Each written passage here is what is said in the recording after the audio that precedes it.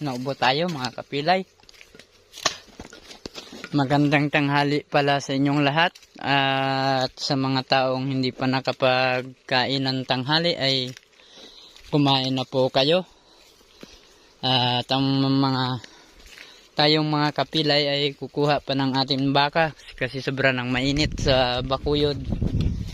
Ay kukunin natin at sisilungan at painumin ng tubig. Sobrang madamo po ang daanan. Papunta tayo sa bundok kung saan nakatali yung baka natin.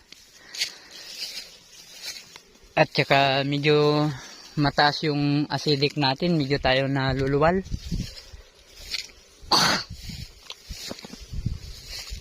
At ito po yung view ng bundok namin. Yan, may dumaan na bangka doon sa speedboat yata yan. Baka si Gubyan, yan bumubula-bula pa. Baka si Gubtri na yan. Galing ng Sibuyan yata. Yan. Yan ang bilis ng takbo. Kasi gutom na yan eh. Hindi pa yan nakapangtanghalian. At dito muna tayo.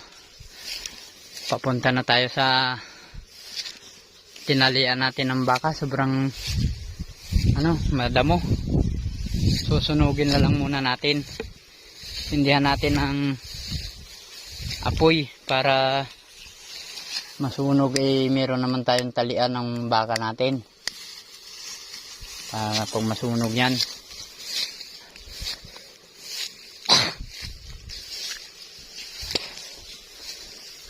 Medyo makati yung damo.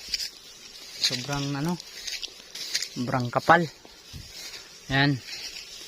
Mga natin. Daanan papunta sa tinatalian ng baka natin. Mainit na kasi. Malakas na yung init. Na kailangan natin anuhin yung baka natin. Pasilungan. Para iwas sa init. Ito yung aso pala na alaga ko.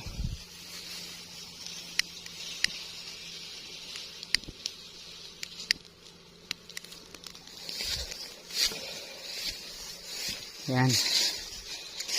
Medyo nakakahingal din.